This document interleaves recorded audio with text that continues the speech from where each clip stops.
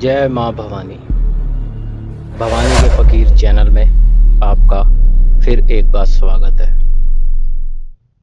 7 सितंबर 2025 पितृपक्ष शुरू हो रहे हैं, जो कि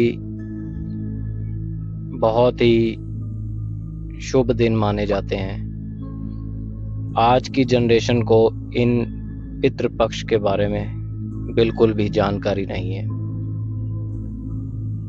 और यह जानकारी होनी बहुत ज़रूरी है। पितृ कौन है, पितृ क्या है, पितरों की पावर क्या है, पितरों की शक्ति क्या है, वह कैसे काम करते हैं। शायद आज की जनरेशन बिल्कुल ही जानना नहीं चाहती, और हमारे बड़े बूढ़ों को, बच्चों को इनके विषय में बताना चाहिए। बताना इसलिए चाहिए कि आगे वो भी बड़े होंगे, बूढ़े होंगे, बुज़ुर्ग होंगे, तो आगे की पीढ़ियां, जनरेशन उस चीज़ को आगे बढ़ाती रहे। तो मैं आपको बताता हूँ, पितृ कौन होते हैं। पितृ वो होते हैं जो हमारे घर के बड़े बुज़ुर्ग होते हैं, दादा दादी, नाना नानी, और भी परबाबा, बाबा, परनाना, ये हमारे पितृ होते हैं। पितृ जब ये चले जाते हैं, स्वर्गवास हो जाता है इनका, तब ये सूक्ष्म रूप में सितंबर के महीने में पितृपक्ष जब लगता है, उन दिनों में हमारे बड़े बुजुर्ग हमारे घर परिवार में आते हैं, स्वर्ग से उतरकर नीचे आते हैं धरती लोक पर। वह देखते हैं हमारे बच्चे क्या कर रहे हैं, क्या हमें पूछ रहे हैं या नहीं पूछ रहे। तो ये बहुत ज़रूरी है जानना कि पितृ क्या हैं। ये तो आपने जान लिया कि पितृ क्या हैं, पितृ कौन होते हैं। अब बात करते हैं पितृ हमारी कैसे रक्षा करते हैं। पितृ हमारी सूक्ष्म रूप में रक्षा करते हैं। वह हमारी हर गतिविधि को देखते हैं, उन्हें सब पता होता है हम क्या कर रहे हैं। हमारी सारी लाइफ का उनको अंदाज़ा होता है, उनको हर बात का पता होता है, कहाँ क्या कर रहे हैं, अच्छा कर रहे हैं, बुरा कर रहे हैं, हर चीज़ का उन्हें हमारे बारे में पता होता है। पितृ बहुत पावरफुल होते हैं, हर अला बला से हमें बचाते हैं। हमारे घर की पूरी सुरक्षा उनके हाथ में होती है।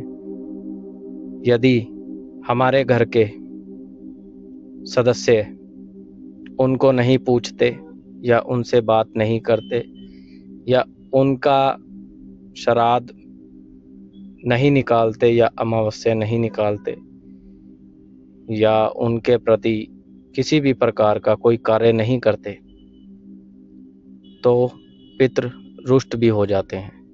और जब पितृ रुष्ट होते हैं तो घर में कलह, कलेश, बीमारियां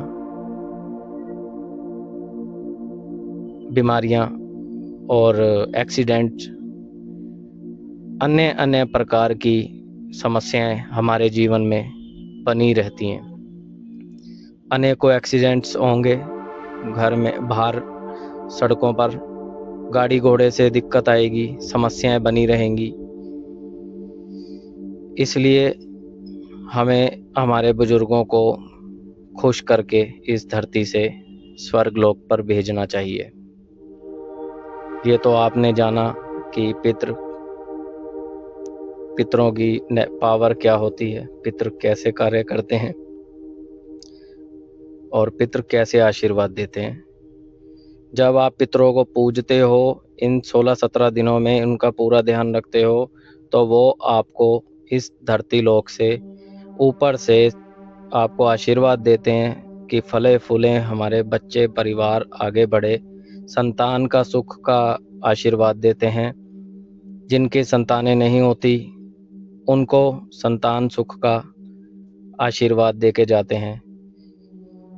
अन्य प्रकार की खुशियाँ, आशीर्वाद, तमाम खुशियाँ झोलियों में डाल के जाते हैं, ताकि हमारे घर के सारे लोग खुश रहें, स्वस्थ रहें और मस्त रहें। पितृ वो पावर हैं जो सदा हमारे साथ रहती हैं।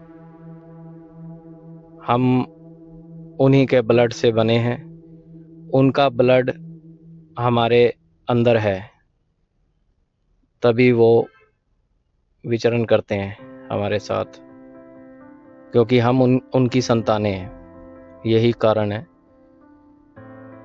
तो आप पितृपक्ष में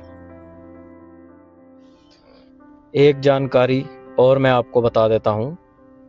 अगर आप इन 16-17 दिनों में पितृपक्ष में अगर आप मीट, अंडा, शराब, मछली का सेवन नहीं करते तो पितृ आपको वो दे जाएंगे जो आपने अपनी ज़िंदगी में भी नहीं सोचा होगा।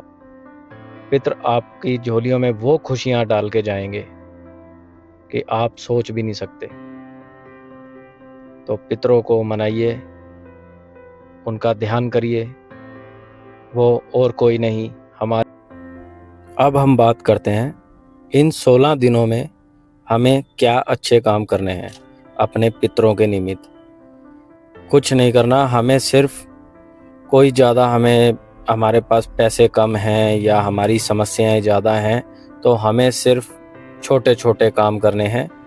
हमें रोज़मर्रा में अगर एक बोतल पानी भी अगर हम किसी को दे देते हैं तो उससे हमारे पितृ खुश हो जाते हैं।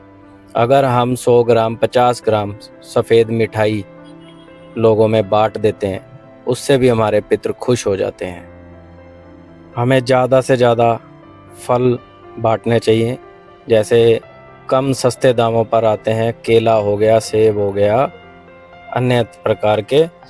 अपने सामर्थ्य अनुसार हमें दान पुण्य करना चाहिए। और इन 16-17 दिनों में आप नियम बांध लो कि हमें ये चीज़ें करनी ही करनी है। रोटी खिला दो, किसी गरीब का भला कर दो, किसी भूखे को खाना खिलाना इन 17 दिनों में बहुत ही बड़ा काम है। ये ज़रूरी नहीं है कि आप 200, 400, 500 रुपये का खाना खिलाओ, आप 10, 20, 50 रुपये से खाना खिलाओ, चाय पिला दो। ऐसे ऐसे कार्य जो सस्ते दामों पर, सस्ते पैसों में आप इन कामों को कर सकते हो। तो पितृ आपके खुश होंगे, प्रसन्न होंगे और इन 16-17 दिनों में आप भरपूर सेवा करें और पितरों का आशीर्वाद पाएं। अगर जानकारी अच्छी लगी हो तो वीडियो को लाइक करें, शेयर करें, कमेंट करें और ज़्यादा से ज़्यादा लोगों को शेयर करें, ताकि हमारी आज की जनरेशन इन बातों को समझ सके और हमारे बड़े बूढ़ों को का तर्पण करें। जय माँ भवानी। ओम नमः शिवाय। जय हो पितृदेवा, करूं मैं तेरी सेवा।